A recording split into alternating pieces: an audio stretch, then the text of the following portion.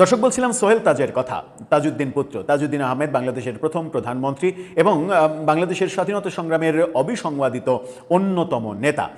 তাজউদ্দিন আহমেদের ভূমিকা মহান মুক্তিযুদ্ধে এতটাই বেশি, তাকে কোনোভাবেই মানে ইতিহাস থেকে বিচ্ছিন্ন করার কোনো উপায় নেই। বঙ্গবন্ধুর অনুপস্থিতিতে তাজউদ্দিন আহমেদ যেভাবে দৌড়ঝাঁপ করেছেন, ভারত বাংলাদেশ দৌড়ঝাঁপ করে আন্তর্জাতিক সমর্থন তৈরি করা, ভারতকে যুদ্ধে ইনভলভ করা, অনেক ক্রেডিট তার রয়েছে।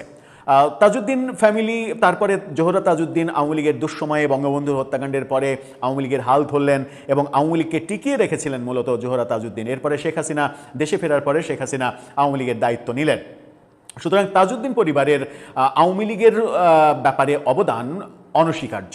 সেখানে সোহেল তাজ একটু ব্যতিক্রম দেখা যাচ্ছে অন্তত গত 2 বছর ধরে। শেখ হাসিনা সরকার পতনের পরে আমরা দেখছি যে আওয়ামী লীগ সরকারের যতটা না সমালোচক তার বিরোধী পক্ষরা, তার চেয়ে বেশি সমালোচক হয়ে উঠেছেন সোহেল তাজ। এবার তিনি আওয়ামী লীগের নতুন নাম দিচ্ছেন। কি নাম? যুগান্তরের এই শিরোনামটা দেখে নিন। সেখানে বলা হচ্ছে আওয়ামী লীগের নতুন নাম দিলেন সোহেল তাজ। সেখানে বলা হচ্ছে আজকের আওয়ামী লীগ হলো দুর্নীতিগ্রস্ত মাফিয়া লীগ বলে মন্তব্য করেছেন তৎকালীন সাবেক স্বরাষ্ট্র প্রতিমন্ত্রী সোহেল তাজ। যুগান্তরকে দেয়া এক সাক্ষাৎকারে তিনি এই কথা বলেছেন। সোহেল তাজ বলেছেন, আমরা রাজনৈতিকভাবে আওয়ামী লীগ বিরোধী দলকে দমন পীড়ন করেছি, হত্যা গুমের রাজনীতি বেছে নিয়েছি, দুর্নীতির পথ বেছে নিয়েছি, যার ফলে হয়েছি কি তৃণমূল পর্যায়ে নেতাকর্মীরাও এই চক্রের ভেতরে আক্রান্ত হয়েছে। আওয়ামী লীগ সংগঠন হিসেবে জনগণের পালস থেকে দূরে সরে গেছে। উল্লেখ করে তিনি আরও বলেন, কারণ তারা নিজেদের আখের গোছাতে ব্যস্ত ছিল। বলে না, মাছের পচন শুরু হয় মাথা থেকে, আমাদেরও একই রকম অবস্থা সৃষ্টি হয়েছে। পচন শুরু হয় 14, 18 এবং 24 সালের নির্বাচনে, এবার পুরো বডিটাই পচে গিয়েছে। সাবেক এই স্বরাষ্ট্র প্রতিমন্ত্রী বলছেন, স্বাধীনতা সংগ্রাম এবং মুক্তিযুদ্ধে নেতৃত্ব দেওয়া আওয়ামী লীগ আর আজকের আওয়ামী লীগের মধ্যে পার্থক্য রয়েছে। সেই আওয়ামী লীগ ছিল নীতি এবং আদর্শ ভিত্তিক দল, আজকের আওয়ামী লীগ হলো দুর্নীতিগ্রস্ত মাফিয়া লীগ, এটা পরিষ্কার হয়ে গেছে।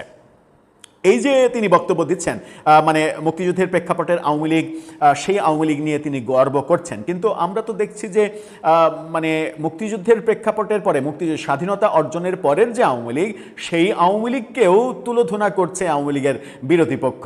মুজিববাদের কবর রচনা করছে, বঙ্গবন্ধুর কোনো কৃতিত্ব অস্বীকার করছে, মুক্তিযুদ্ধে বঙ্গবন্ধুর নেতৃত্ব অস্বীকার করছে। তারপরে আওয়ামী লীগকে ফ্যাসিবাদের শুরু হিসেবে বলছে, বঙ্গবন্ধুই ফ্যাসিবাদের গোড়াপত্তন করেছেন, এরকম যারা বলছে তাদের ব্যাপারে সোহেল তাজের বক্তব্য কি সেটা আমরা বুঝতে পারছি না। কিন্তু আওয়ামী লীগের যে সমালোচনাগুলো তিনি করছেন সেগুলো অনেকাংশ সত্য, কিছু কিছু তো অবশ্যই সত্য। যেমন নির্বাচন ব্যবস্থা ধ্বংস করে দেওয়া, যেমন মানে কাউকে পাত্তা না দেয়া, কাউকে পরোয়া না করা, এবং দলকে দুর্বল করে দলে হাইব্রিড লীগ ঢুকিয়ে হাইব্রিডদের আনাগোনা বাড়িয়ে ব্যবসায়ী মানে রিফিউজিদের দলে নিয়ে এসে দলকে শেষ করে ফেলা হয়েছে। প্রকৃত অর্থে যারা প্রকৃত আওয়ামী লীগ করেন তাদেরকে দূরে ঠেলে দেওয়া হয়েছে।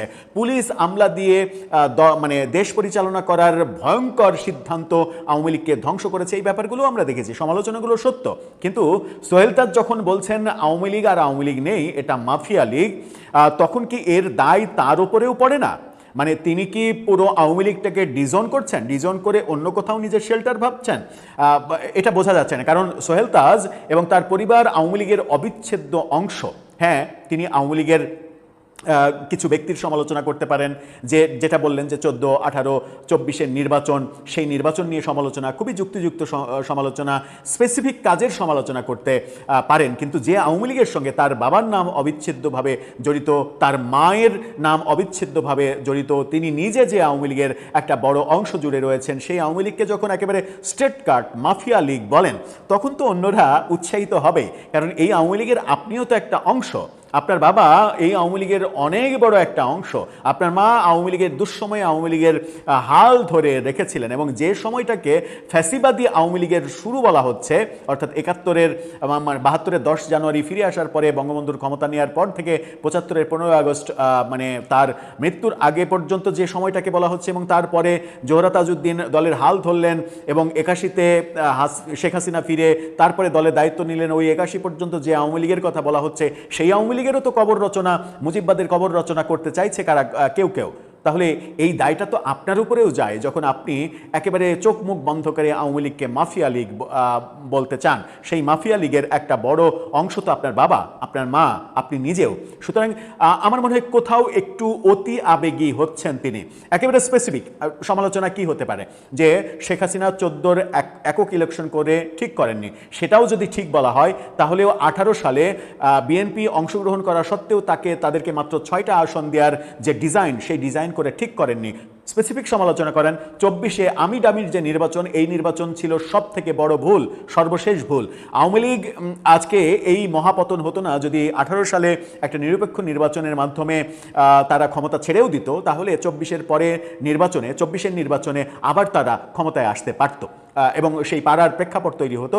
এরকম যে বাজে অবস্থা তৈরি হয়েছে এখন, সেই বাজে অবস্থা তৈরি হতো না। এরকম স্পেসিফিক যদি আপনি সমালোচনা করেন তাহলে ঠিক আছে, কিন্তু যখন আপনি গোটা আওয়ামী লীগকে গালি দেবেন তখন কিন্তু আওয়ামী লীগের কোটি কোটি তৃণমূলের মানুষ আছে যাদের এই শেখ হাসিনার সরকার কিংবা আপনি যে সরকারে ছিলেন সেই সরকারগুলোর কোনো অপকর্মের দায় নেই, তারা নিরীহ আওয়ামী লীগার। আর এই নিরীহ আওয়ামী লীগারদের আপনি যখন মাফিয়া লীগ বানিয়ে দিচ্ছেন, তখন কি এই তৃণমূলের সাধারণ খেটে খাওয়া মানুষ যারা কোনো স্বার্থের আগে পিছে নেই, যারা শুধুমাত্র মুক্তিযুদ্ধের চেতনার কারণে কিংবা বঙ্গবন্ধুকে ভালোবাসার কারণে আওয়ামী লীগকে সমর্থন করে কিংবা নৌকায় গিয়ে ভোট দেয়, যারা ওইভাবে দলও করে না, তাদেরকে কি গালি দেওয়া হচ্ছে না? একটু বিনয়ের সঙ্গে প্রশ্ন করতে চাই আপনাকে যে এই ঢালাওভাবে যখন বলছেন, স্পেসিফিক সমালোচনা না করে ঢালাওভাবে যখন মাফিয়া লীগ বলছেন, তখন ওই গ্রামের যে বৃদ্ধ মানুষটা যে বঙ্গবন্ধুকে ভালোবেসে নৌকায় ভোট দেয়, লাঠিতে ভোট দিয়ে ভোট কেন্দ্রে গিয়ে, তাকে কি গালি দেওয়া হচ্ছে না?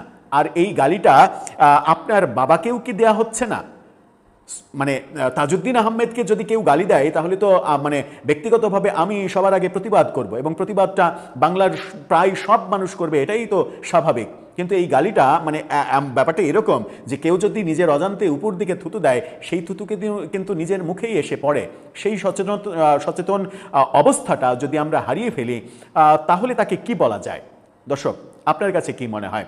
হয়তো এই ভিডিওর কমেন্টে গিয়ে আপনারা সোহেল তাজ সম্পর্কে অনেক বাজে মন্তব্য করবেন। আপনাদের কাছে রিকোয়েস্ট, সেরকম বাজে মন্তব্য না করে গঠনমূলক যে আলোচনা, যেটা বললাম যে স্পেসিফিক সমালোচনা কিংবা সোহেল তাজ কোন ভাষায় কথা বললে আর একটু সুন্দর হতো, এভাবে যদি আমরা সমালোচনা করি, সমালোচনাটা যদি গঠনমূলক হয় তাহলে বোধহয় সবার জন্যই ভালো হয়।